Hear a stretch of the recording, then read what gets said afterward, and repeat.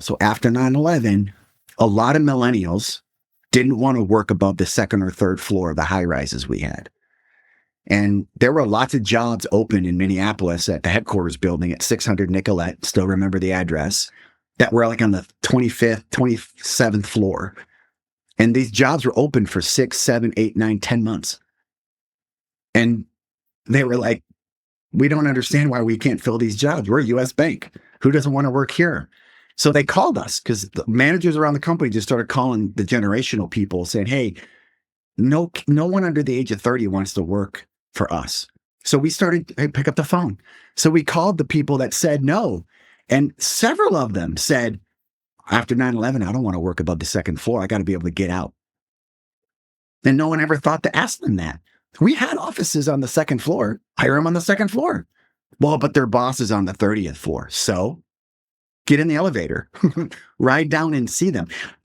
Diversity isn't just your sexual orientation or the color of your skin or your geography or your socioeconomic condition. It's the way you think. And the bank wasn't in a place to think differently about the generations, and it may not have survived. When I got to Fiserv in 2018 and 20, I was doing fine, but in his mind, that's what he heard that night. When I got to Fiserv in 18, 19, and 20, I kept doing the generational sessions. It's amazing how little education is happening in all the workforces about what makes us different. I'm obviously older than Rachel. We have much different experiences than each other, but we don't treat each other any different. Now, is it because of my desire to be smarter about generational leadership and the differences in the workplace? Probably. Is it her background of being a diverse individual, herself, and her profession? Maybe. But think about people who aren't like us that are out in the world working with each other who don't even think about it. And I'm not saying you should program diversity on people's frontal lobe, but I think it's inappropriate if you don't address people's natural biases, and we all have them. When you're in a world lacking talent, the world lacks talent. The world lacks people that want to grind and work. So whether they're older or younger, if they look different than you, talk different than you, doesn't mean their brain is different than you. We all bleed red, and we all have wisdom if we're allowed to unleash it. So I love this topic because it is what keeps corporate America moving. And the country is a company. There's a lot of people out there listening to this that may not like hearing that. The United States of America is a business. Right? We feed ourselves because we work inside a business. We're businesses inside of a business. Yeah. And the government, the military, law enforcement, fire, not the wonderful people in not-for-profits that help all kinds of people out there are filled with 20-year-olds, 30-year-olds, 40-year-olds, 60-year-olds, 70-year-olds, 80-year-olds, and they have to find a way to get along and communicate with each other. I think beyond all the other diversity programs, this is the one that doesn't get fed enough.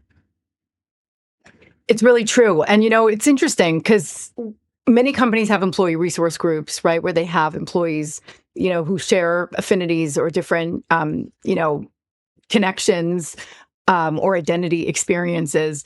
And, I remember there being these early young professional networking groups or early career groups, and it was all like the young people who hung out and, went for drinks after work or things like that. And over the past few years, those groups are starting to become more multi-generational, right? And what happens is you put people together and you force the conversation because we get so stuck in our own heads that we forget that different people have different experiences and different things to offer based on how long they've lived on the planet, right? And when people just show up to the workforce, besides for the fact that they were educated differently than we were, they've got such fresh perspective because they're looking at the work that we've looked at for decades with a fresh pair of eyes and with different skill sets and different perspectives, and then on the flip side, people have been around for a while. They've made the mistakes already, right? They're able to layer different aspects of their experiences and derive conclusions and next steps based on that. And so it is such a missed opportunity if we don't learn from each other and we focus on the different aspects. Years ago, this was funny. I remember, I'm trying to remember what year it was. It was probably like 2010-ish, the AARP had this program called Life Reimagined.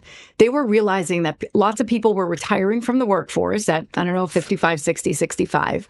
And then they were changing their minds. So either they just had nothing to do all day at work, or their partner or spouse kicked them out of the house, or circumstances changed and they actually needed more income. And so people were looking to re-enter the workforce after retiring. And so this Life Reimagined was a program to help mature workers showcase their experiences. And so I had the privilege of speaking on a webinar and helping to provide guidance to some of these professionals to help them understand how to sell their experiences. And at the same time, professionally, I was building a team of solutions consultants who had a unique blend of engineering skills, sales skills, and also an industry vertical area of expertise. And it would be impossible to qualify for this job without having spent a certain number of years in each of these professions. And so the fact that some of these people had a career and then they did something else, what that does is it creates something that's greater than the sum of its parts. And so I think there's no substitute for life experience, for listening, for learning, for experiencing, for making mistakes. And there's so much that can be taught. And that's why you have so many of these mentor programs, right? Personally, and this is a little controversial, I have never been a fan of these structured mentor programs because, if I call you and I'm like, hey, Patrick, will you be my mentor? It becomes like a little awkward. Right? It's a very forced type of relationship. And that will be a topic for another time. We'll talk about the best way to design mentoring programs. But have you ever heard of reverse mentoring? Mm-hmm. Yeah. And so years ago, I had the privilege of being a reverse mentor to the chief marketing officer of AT&T who wanted to learn Pinterest. So this is when Pinterest was first, and I wasn't even so young, but I always loved technology and social media. And I was always the early adopter into whatever was newest and coolest. And I had the opportunity to sit with the chief marketing officer and teach her how to use Pinterest, right? And help understand, do we create a Pinterest board? We actually created a Pinterest board for the different uniforms that AT&T store employees wore, right? To give job seekers a sense of like, what might your style vibe be when you come to work? And it's not just wearing a sweater vest, but there's all kinds of new options for all kinds of people with different fashion senses. So reverse mentoring is such a cool concept. And what it does is it gives people of different generations the opportunity to learn from each other without this whole power structure or system that gets in the way.